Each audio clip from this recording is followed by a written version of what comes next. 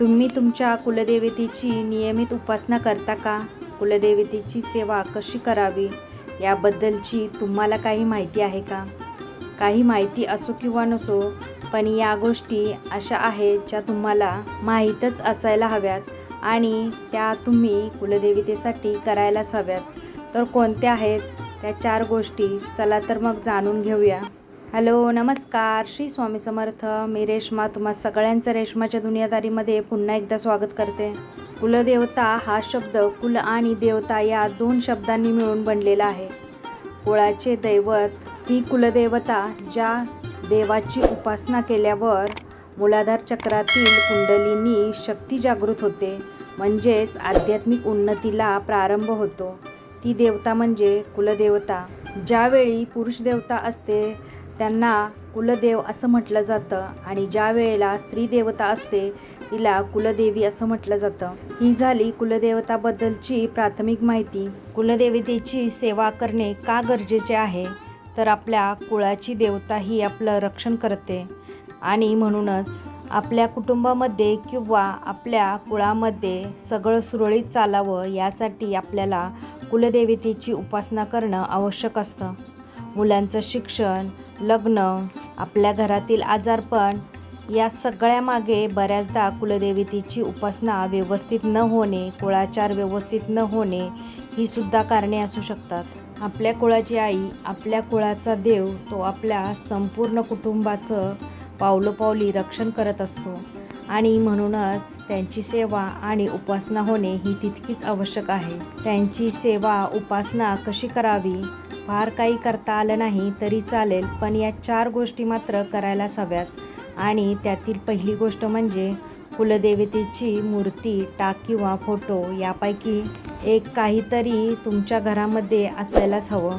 तुमच्याकडे पूर्वापार चालत आलेले कुलदेवतेचे टाक असतील तर अतिउत्तम, पण काही जणांकडे टाक नसतील तर तुम्ही कुलदेवतेची मूर्ती किंवा कुलदेवतेचा फोटो घरामध्ये तुमच्या देवघरात ठेवायचा आणि नुसता ठेवायचा नाही तर त्यांची नियमित भक्तिभावाने पूजासुद्धा करायची आहे.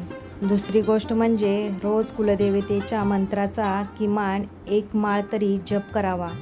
तुमची कोणतीही कुलदेवता असली तरी त्या देवतेचा एक मंत्र असतो आणि त्या मंत्राचा जप तुम्ही कमीत कमी 1 माळ तरी करावा.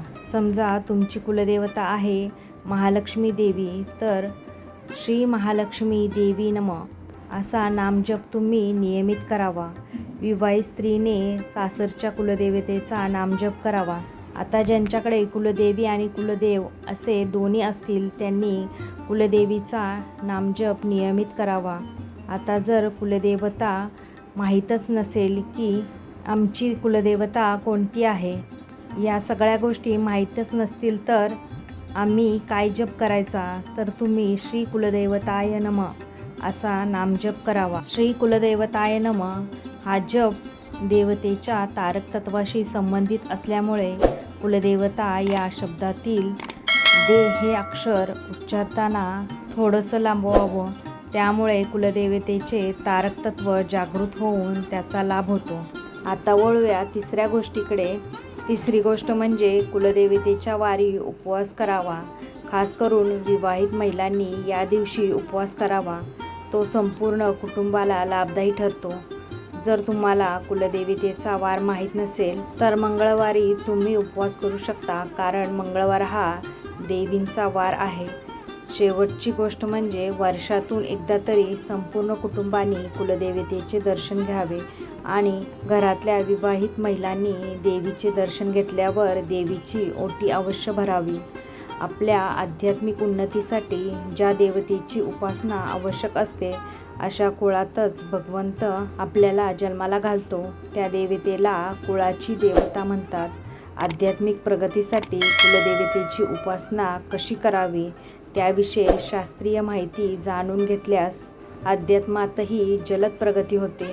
आध्यात्मिक आणि हिंदवी स्वराज्याची स्थापना करून व्यावहारिक उन्नती झाल्याची सर्वोत्तम उदाहरण म्हणजे श्री छत्रपती शिवाजी महाराज.